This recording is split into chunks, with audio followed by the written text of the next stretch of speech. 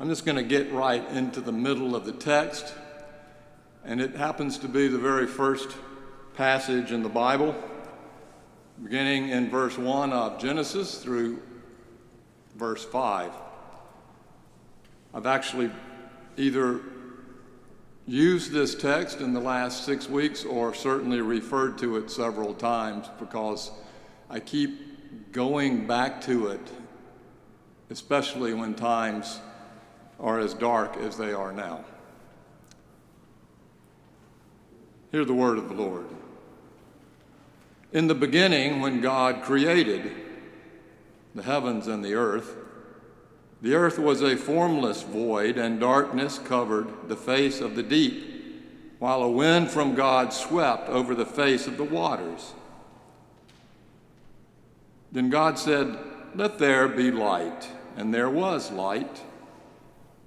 And God saw that the light was good, and God separated the light from the darkness. God called the light day, and the darkness he called night. And there was evening, and there was morning the first day. This is the word of the Lord. Thanks be to God. As I said, we are in dark times, both literally and symbolically and spiritually. As for the literal part of our dark times, I had forgotten since I had lived in Montgomery when I was 18 or 19 years old, how dark it is in Alabama in the winter. You're on the edge of the central time boundary, which means by 4:30 the lights are out. I'm not used to it. In Jacksonville, your 4:30 is like 6 o'clock there. And plus, it seems like the sun shines one day a week. It's always gray, even when the sun's supposed to come out. It ends up, I'm not whining, just saying. Literally, there's lots of darkness around here. But this is not what I'm meaning in this text, nor in the text I just read. For it happens to be the literal creation of darkness and light from chapter 1 of Genesis in verse 14 on the fourth day of creation, when God brings the sun to shine in the dome of the sky and the moon and the stars. Read it, verse 14. And in that there was actual light and darkness and day and night. The separation between the light and the darkness in the first 5 verses of Genesis is a separation between the spiritual, the figurative, the metaphorical, the mythological, the deeper understanding of darkness and light. God's light breaking in on the darkness of chaos. It's the first act of creation to separate this poetic darkness, this symbolic spiritual darkness from the spiritual light of God. The light of God's grace, of God's love, of God's incredible willingness to go to all lengths to reveal God's self to us without blowing us away with too strong a light. And the darkness, we all know, it's what we're afraid of. It's why we can't turn the lights out at night when we're young. It's that prince of darkness, fear, that dark night of the soul, the darkness of death and despair, and the darkness of the seasons of history that sometimes seem darker than others. Those dark nights, those dark moments that some seem darker than others leave us shaking in our boots. And the light that comes out of us ends up being dark too, because we are afraid. Yet God's light is, and it was, and it ever shall be. The power of this morning's passage from Genesis 1 comes from the awareness that God starts creation with the very best thing that God has to offer and gives it at every turn through history: the light. Some scholars believe that a better translation to "in the beginning" would be when God began to create the heavens and the earth, going back to the original Hebrew implication, implying that God's creation is always a process, an in process, and needs to be, because darkness and chaos, the formless void that covered the face of the deep, is literally a raging typhoon, a cosmic black hole that was, is, and ever shall be too, and which sucks us in the deepest vortex of itself unless God continues to speak, "Let there be light," into the chaos and void of darkness. The Bible gives witness to this. All that follows in this opening overture of this incredible opera of God's creation and being with us, the many words that God continues to speak in the darkness are made clear throughout this narrative in the Bible from the beginning to end. The whole history of Israel is a history of God calling Abraham out of the darkness of stasis, living in a house and a home with his father where there was no more newness or no future, and calling him out of that stasis into a dynamic new future that was indeed dark, for it was uncertain. And just as well, God calls Moses to go to lead the people in a land of deep darkness as slaves in Egypt, out of that land through the dusk of the wilderness toward the light of the promised land. The whole story over and over again. The story in Isaiah when Israel had lost their temple and been exiled into the dark land of Babylon and were left up as slaves.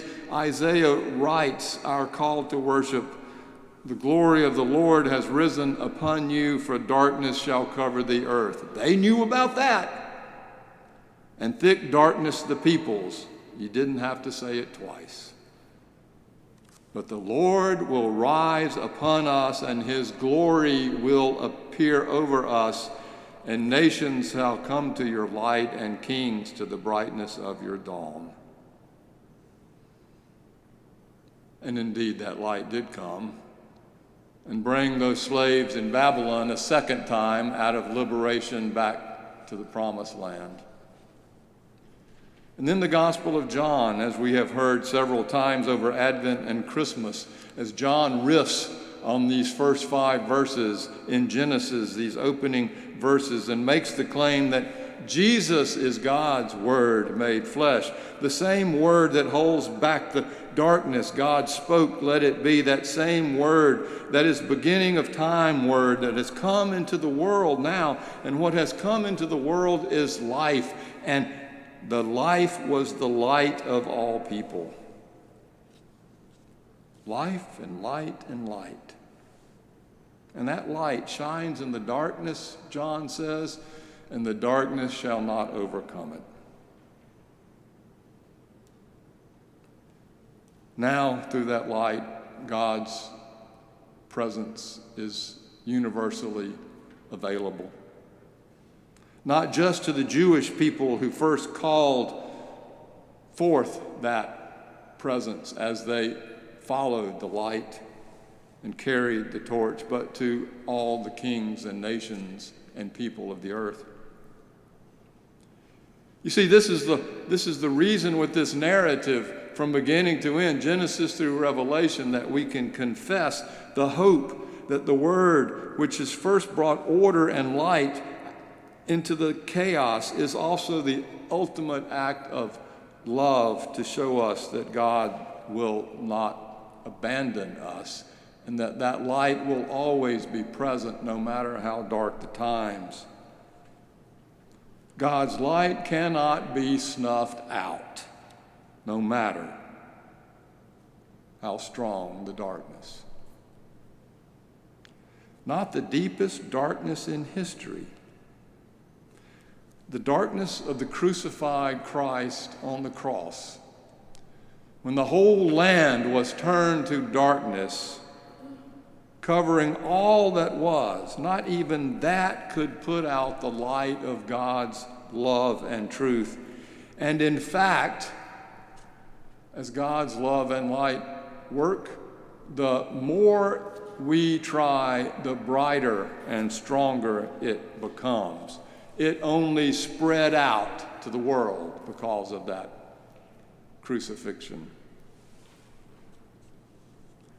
And for those of us of faith, this is the basis of life itself. It is the foundation of hope. God's light cannot be extinguished. Nothing else is like that. Everything else that we think is important, power, strength, wealth, celebrity, all of that, no matter what, the more we use it and give it away, the less of it we have. But God's light is completely paradoxical. The more of God's light that is spread out, the more the light grows. And if we ever need to be reminded of this, it is now. There's the death, despair, destruction, and depression brought on by the pandemic, which is growing darker, just as scientists predicted. And the tragic economic darkness for those who were left least able to manage and afford it. While for most of us, in this church at least, for most of us, the stock market keeps going up, and that's the first light we look at in the morning. And there's the political and moral and spiritual darkness in our own country, leading to that almost unbelievable insurrection attempt at the Capitol this past Wednesday from mostly white nationalists, a mob, who have been brainwashed by the lies and deceptions of our leaders with the incessant accusation of fake news. Don't trust science. COVID is a hoax. Climate change is a hoax. The election was stolen, and finally this King Lear version writ large in the manic feeding of the darkness to those most brainwashed by the dark web of QAnon. So brainwashed enough that they are willing to take up arms against the deep state of what they think is filled with child-eating conspirators. Really? A case can be made that the powers of darkness have been set loose at this point, even deeper than before, that these symptoms, I think, are not really the powers of darkness. They are symptomatic. They are just disguising for us the deeper power of darkness that exists. And I think at the deepest point of that is a spiritual vacuum in our world, in our land, where it is true that now I am the light that matters, not a light from outside of myself. Or I am the light that matters, not the light brought forth by the many lights of a greater community. Where selfie is now the light that matters. Isaiah warned, "Woe unto them that put darkness for light and light for darkness." The Bible says even Satan disguises himself as an angel of light. In fact, his name is Lucifer, which actually means the morning star, the Venus star, the light that shines in the darkness. Only that light is not to be followed as those wise men knew on this Sunday after Epiphany. Those wise men who followed the only star they knew would lead them to the crib and the manger and the light of God in that child and infant Jesus. They saw it through their mind's eye, their third eye, the wise and wisdom eye, not through what they wanted to see. You know, one way you can tell whether the light is the true light or the darkness is the true darkness is whether or not it gives life or takes it, whether or not it expands in the giving of it or retracts, whether it demands our allegiance or freely offers it, whether we serve it or it serves us. Darkness, real darkness, takes all the light it can get. The darkness of social media, our phones, demands energy, support, and ultimately requires addiction, which only takes more and more time and effort as we give ourselves over to it. Another way to know if it's darkness and not light is that darkness needs light to work. Like vampires, it just sucks the darkness. So the darkness just sucks the light out of us for its own survival. It feeds our narcissistic need that demands that all the light shine on me and us. And in the end, as that light shines, it just dehydrates our souls until we are sucked dry.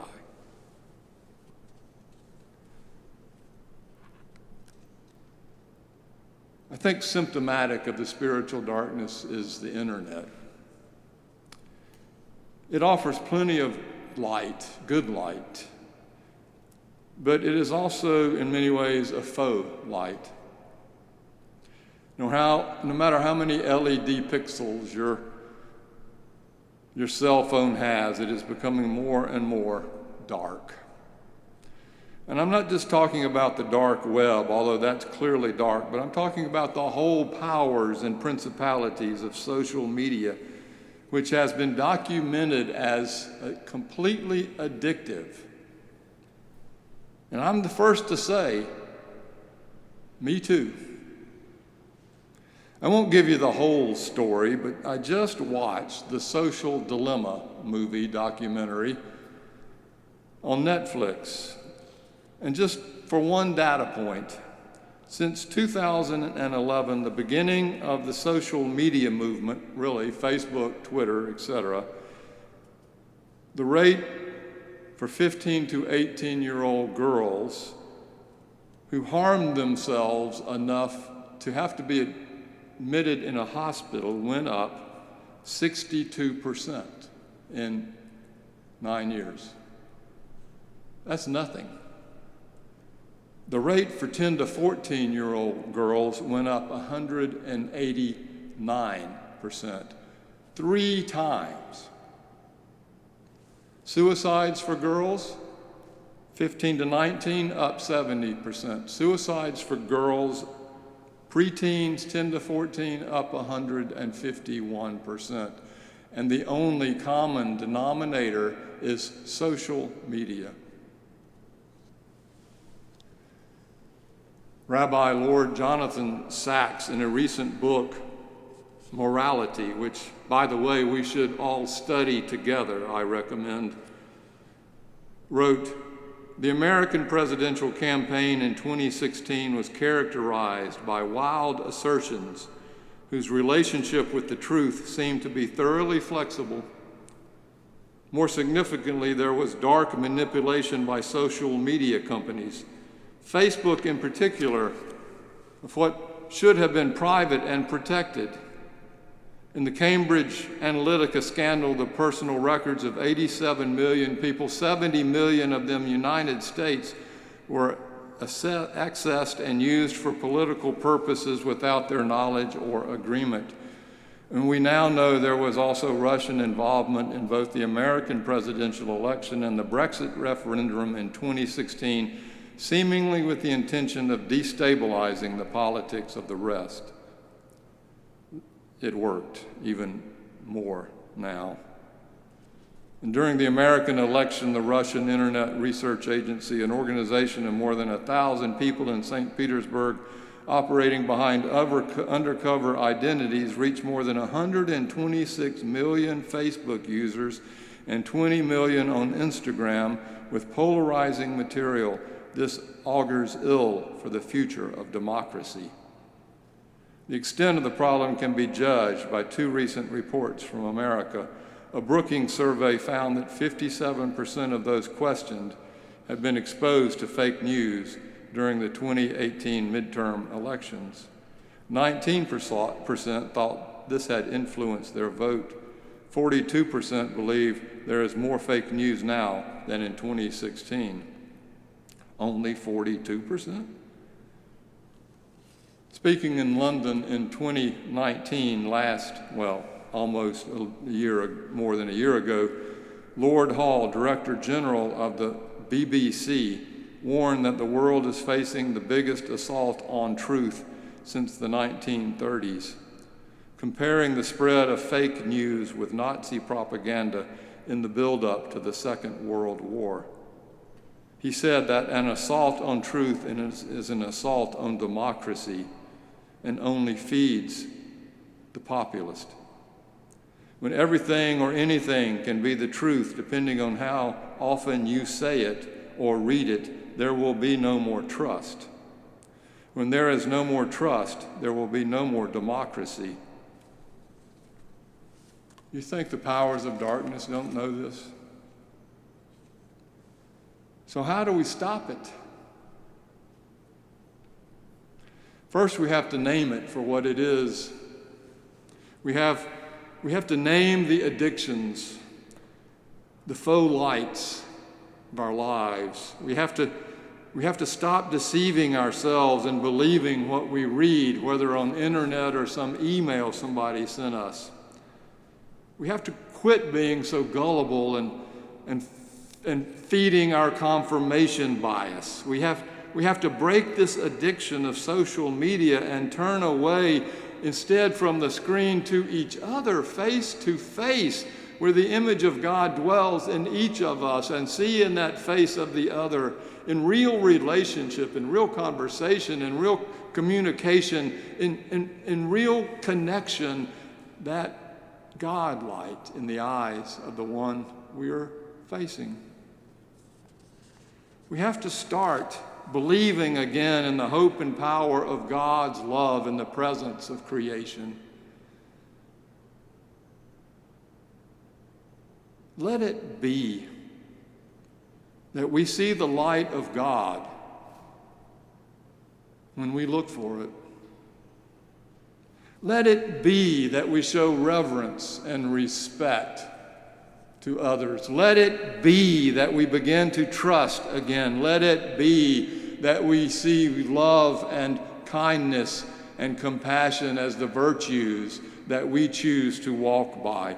Let it be that we live in a world of joy and hope and light, and in that way of living, we become the very light itself as it reflects God's love to it. Let it be as God said. And when we begin to focus on that, we can see it more, the light all over the place. I was playing golf recently in Jacksonville with a friend who I served on the First Coast board of the YMCA. It's about 14 Ys, a huge budget. They do great work. Some Ys can't afford to support themselves, and so the Ys that do support those Ys that can't, for impoverished people and people in real need of a Y community can come. And I ask them, how's it going? I mean, with the pandemic, and I know that some Ys have been closed down, and a lot of people quit their Y. How's it going? I had heard they'd lost $7 million since the COVID crisis. And he goes, well, it hadn't been good, but I got to tell you a story. And he said, Eric Mann, who's the CEO of the Y, got a call over Thanksgiving from somebody who said they'd like to have the information so that they could wire a gift in to the Y's account. Eric thought it was a hoax at first, a scam, but he did enough research to figure out it wasn't. And so he called him back and gave him the wiring information. And about 2 weeks later, Eric got a call from the same man, and he said, okay, I'm wiring the money, just be on the lookout for it. And Eric said, well, can I ask you how much it is? and the man said, I'm not at liberty to say. Eric thought it would be, I don't know, $25, $50, maybe $100,000. And so Eric said, well, can I ask you who it is? And the man said, I'm sorry, I'm not at liberty to say. And then Eric says, well, when I get it, can I ask you how I'm supposed to use it? And the man said, I'm sorry, it is not for me to say, or at your liberty to use. And as he's telling me this story, I'm hanging on, waiting for what's the punchline here. So Eric goes online to look at the account, and it was $10 million, given apparently anonymously, until Eric did enough homework, found out it was Mackenzie Scott, who was the ex-wife of Jeff Bezos, the founder of Amazon, who, after being married for 18 years, I think, divorced and got 4% of Amazon stock, and was worth at the divorce $38 million, but is worth now $70 million, and it keeps going up exponentially every day. And she decided to make a pledge with the 280 other billionaires who made a pledge to give away at least half of their wealth before they died. So last year, she gave away 10% of what was her wealth as fast as she could, responsibly. And in the last 2 months really, she's given away $4.5 billion to places that are downtrodden and hurting but do good work, like homeless shelters and United Ways that do good work, and small black colleges and YMCA and YWCAs and other places like that. And I was so moved by the story, I started crying on the golf course. The grace of that just completely took me away, so I ran home and went online to my phone, yes, the internet, and looked up, who is Mackenzie Scott? I'd heard about her, and I found her statement, her giving statement, and this is some of what she said. Thinking about the giving pledge, my mind kept searching for a passage I once read about writing. Something about not saving our best ideas for later chapters, about using them now. I found it this morning on a shelf of my college books toward the end. It was Annie Dillard's The Writing Life, one of my favorite books in college. And she said, I underlined it because it had been an epiphany for me back then. A light of truth came to me, she said, and I came to see that this is the whole way of life. This is what Dillard said. She said, do not hoard what seems good for a later place in the book or another book. The impulse to save something for later is the signal to use it now. Something more will arise for later, something better.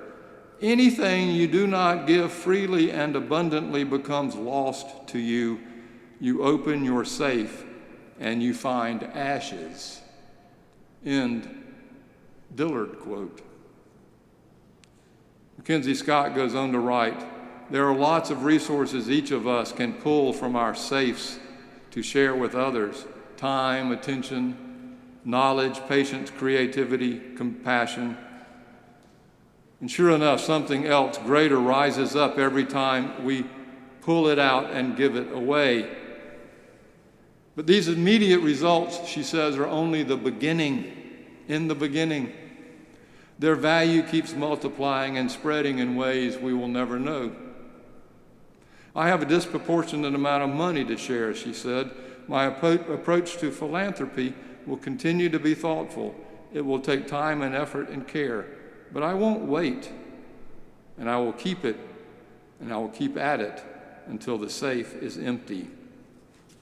My friend, who's really attuned to issues of philanthropy, said, Mackenzie Scott alone is changing the face of philanthropy. Okay, she's a billionaire. That's easy. She's only giving away, what, $40 billion. She still has another 40 to go. There's another story then. Friday morning on my way to Birmingham, I stopped by Walmart in Jacksonville before the pharmacy opened at 9 to pick up a prescription. As I'm standing in line, I was the first in line, I noticed two people sitting on the wall in chairs.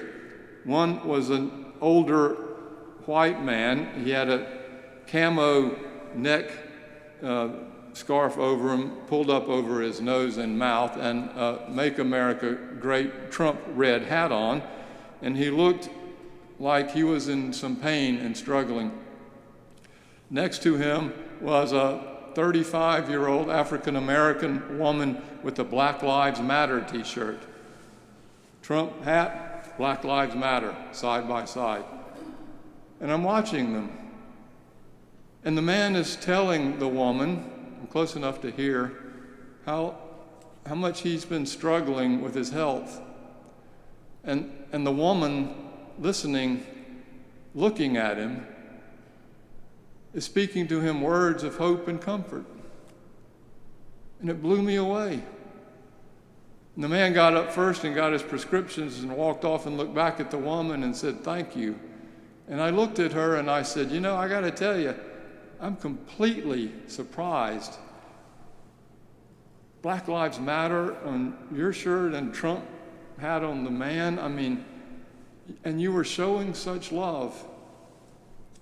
And she said, "Of course, he's a child of God." Blew me away. The light, Isaiah said, cannot be overcome, for the people who walked in darkness have seen a great light. And those who lived in the land of darkness, the light has shined. God, you see, does God's best work when it's dark. Amen.